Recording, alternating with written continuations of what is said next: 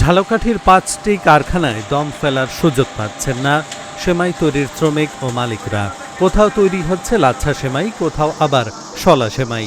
রমজান মাস জুড়ে দিনরাত শ্রমিকরা পরিশ্রম করে তৈরি করছেন এসব সেমাই। হাতে তৈরি এ সেমাই খেতেও সুস্বাদু।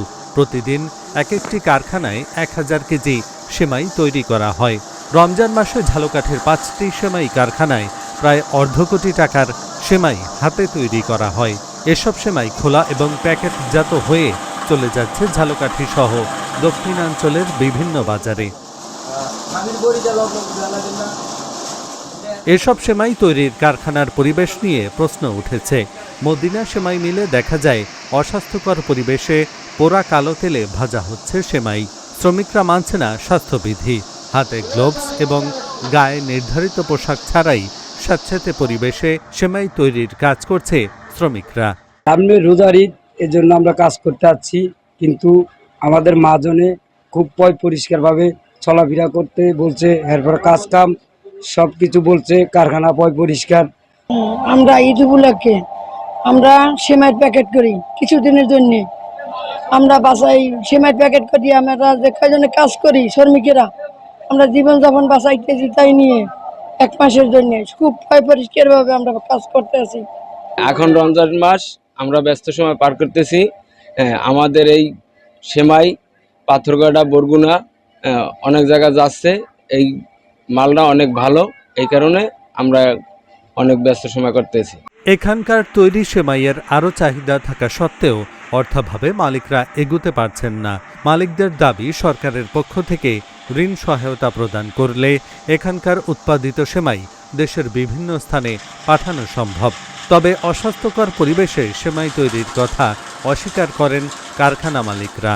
সেমাই চাহিদা ভালো থাকায় বিভিন্ন জেলা সেমাইটা এখান থেকে মানুষ এসে সরবরাহ করে নিয়ে যায়। যেমন হচ্ছে কলাপাড়া, পটুয়াখালী, খেপুপাড়া, আর এইদিকে ধরেন পিরিজপুর, খুলনা, বিভিন্ন জায়গায় আমরা এখান থেকে সরবরাহ করে সবাই সেমাই উৎপাদন করি, কিন্তু আজ পর্যন্ত কোনো সরকারের কোনো সহযোগিতা আমরা পাই না।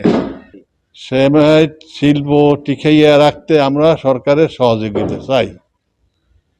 সহযোগিতা যদি না করে তা আমরা টিকে মাত্র কোনো রাস্তা নেই। আমরা এই কাজকর্ম করিয়া তাদের বেতন ঠিক মতো দিতে পারি না, এই অবস্থা। আমরা প্রতি বছরই এই সেমাই উৎপাদন করি। এতে লাগে তেল, আটা, ময়দা। আর এবছর তেলের বাজার অনেক বেশি, মালের বাজারের সাথে আমরা সামঞ্জস্য করতে পারি না।